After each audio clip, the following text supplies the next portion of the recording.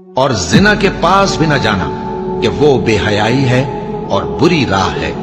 اور جس جاندار کا مارنا اللہ نے حرام کیا ہے اسے قتل نہ کرنا مگر جائز طور پر، یعنی بفتوائے شریعت۔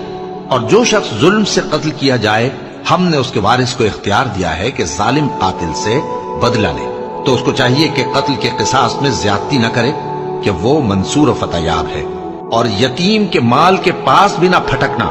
مگر ایسے طریق سے کہ بہت بہتر ہو، یہاں تک کہ وہ جوانی کو پہنچ جائے، اور عہد کو پورا کرو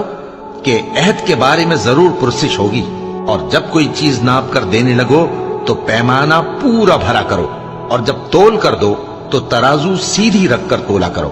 یہ بہت اچھی بات اور انجام کے لحاظ سے بھی بہت بہتر ہے۔ اللہ تو لوگوں پر